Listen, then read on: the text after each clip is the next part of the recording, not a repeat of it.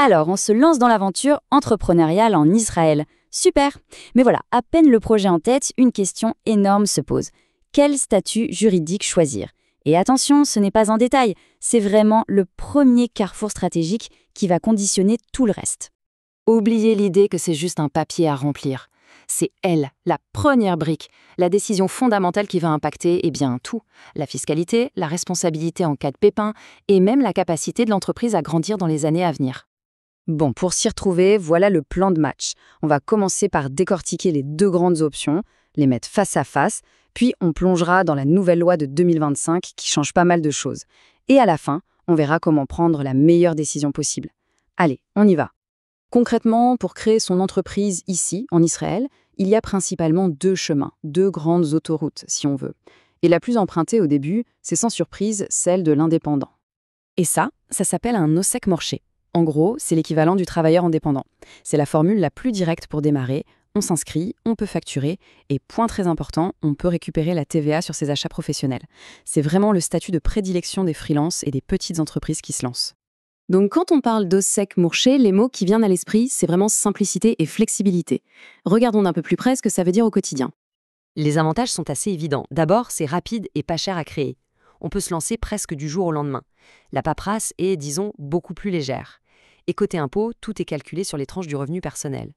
Au début, quand on ne gagne pas des fortunes, c'est plutôt un bon plan. Mais, parce qu'il y a toujours un mais, cette simplicité a un coût. Et c'est là qu'il faut vraiment faire attention. Le point crucial, c'est la responsabilité. Elle est totale. Ça veut dire que si l'entreprise a des dettes, c'est le patrimoine personnel qui peut y passer. En plus, pour lever de l'argent auprès d'investisseurs, c'est bien plus compliqué. Et il faut le dire, l'image est parfois perçue comme moins sérieuse qu'une société. Et puis, il y a ce chiffre, le chiffre qui fait mal, 50%.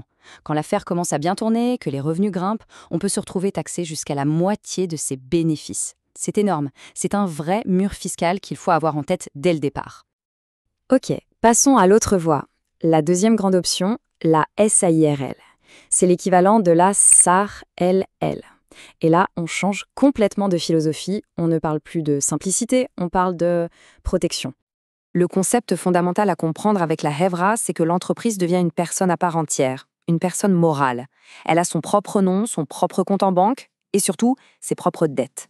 Et ça change tout. Parce que ça veut dire que le patrimoine personnel des fondateurs est à l'abri.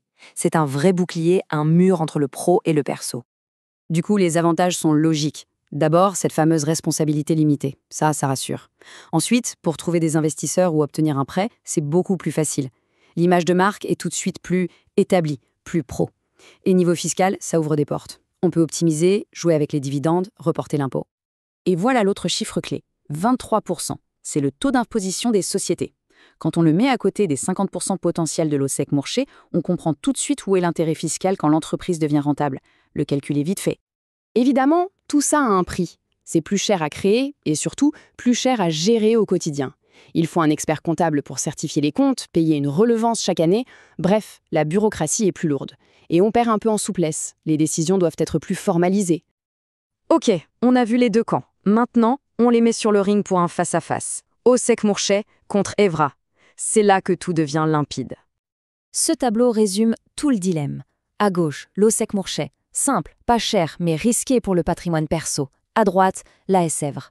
La sécurité, l'image pro, mais plus de frais et de paperasse. Et la fiscalité, c'est le point d'équilibre. 23% pour la société, c'est attractif, mais attention, si on veut se verser les bénéfices en dividendes, il y a une deuxième couche d'impôt à payer. Et juste quand on croit avoir tout compris, bam, un nouvel acteur entre en scène. Une nouvelle loi qui arrive en 2025 et qui vient changer pas mal de choses, surtout pour les Hevra. Là, on parle d'un vrai changement de règles. Vous savez, jusqu'à maintenant, un des grands avantages de la Hevra, c'était de pouvoir laisser l'argent dormir dans la société pour le réinvestir en reportant l'imposition. Eh bien, cette stratégie, elle va devenir beaucoup plus compliquée. Alors, côté timing, c'est pour maintenant.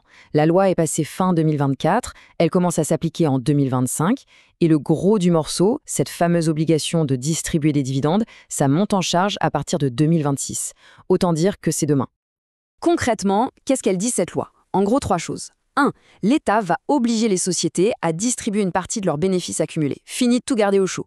2. Si on ne le fait pas, on se prend une pénalité, une taxe sur l'argent qui reste. Et 3. Pour les boîtes très rentables, le fisc pourra même taxer les actionnaires directement, comme si l'argent avait été sorti. L'objectif est limpide, forcer la distribution. Une précision, mais elle est de taille. Cette loi ne vise pas les multinationales.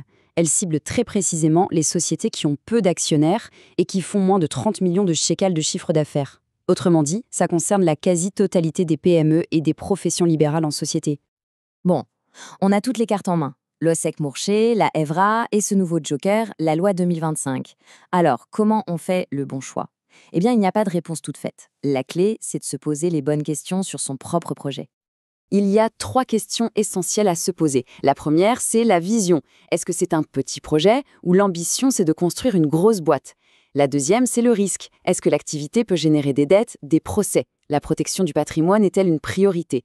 Et la troisième, c'est plus personnel. Quel est le niveau de confort avec la paperasse et quelle image on veut donner?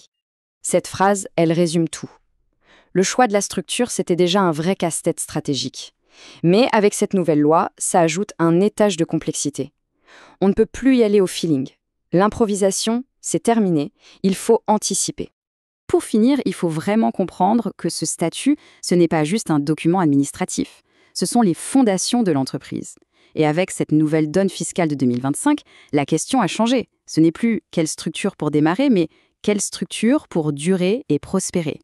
Face à une décision aussi importante, faire appel à un expert n'est plus un luxe, c'est la première décision intelligente d'un bon entrepreneur.